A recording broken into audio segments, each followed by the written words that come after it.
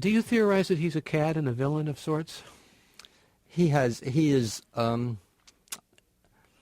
clinically self-involved. He literally does not see other people. He does not see the man who drives his limo until the novel is nearly over. We don't know how long this man has been in his employ, but what we do know is that Eric has never actually seen him. Of course, his eyes sweep across the man from time to time, but he hasn't actually seen him. He doesn't know who he is. And finally, when we're perhaps three-quarters of the way through the book, Eric begins to notice people. He begins to notice these things.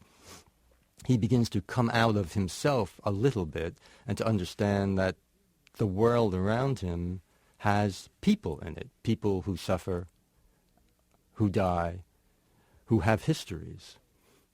It's a journey into a kind of enlightenment then, huh? To a great extent it is.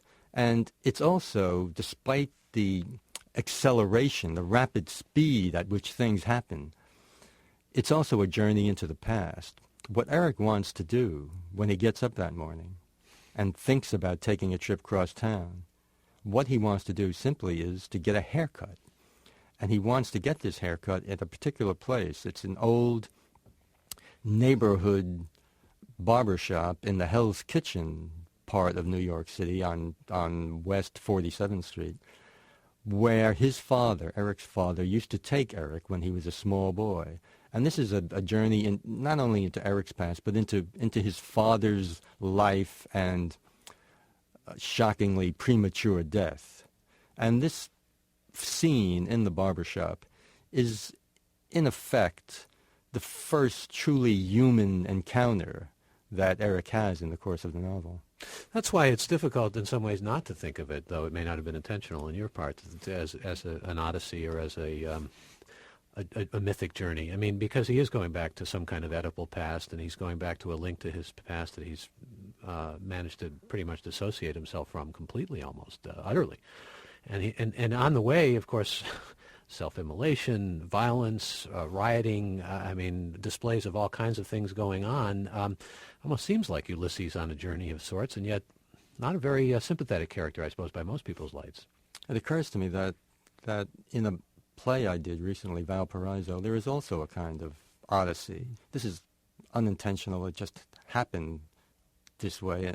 A man takes a long plane trip intending to go to Valparaiso, Indiana, and ends up in Valparaiso, Chile, about 21 hours later, through a series of odd mistakes.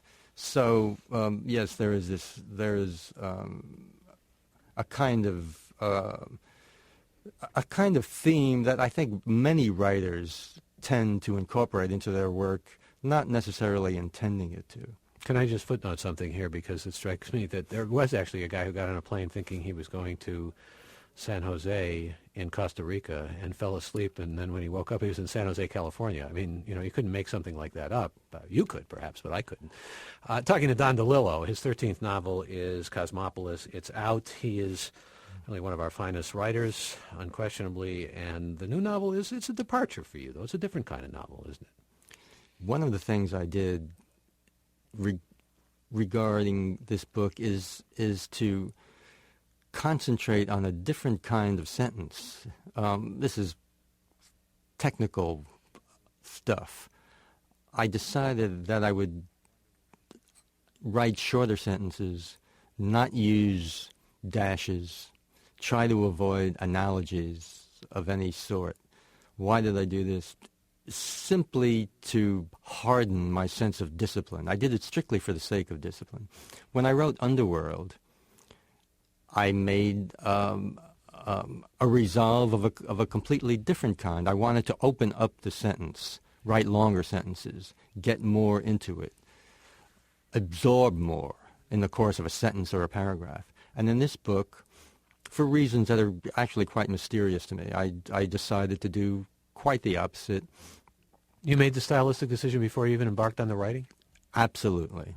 I knew before I started that I wanted to do it this way. And as it turned out, it seemed to me to be a suitable style for this fellow, Eric Packer. I'm not sure I can even explain why. There's something hard-edged about him, something terse and concise and terrifically decisive about him, whether he's right or wrong.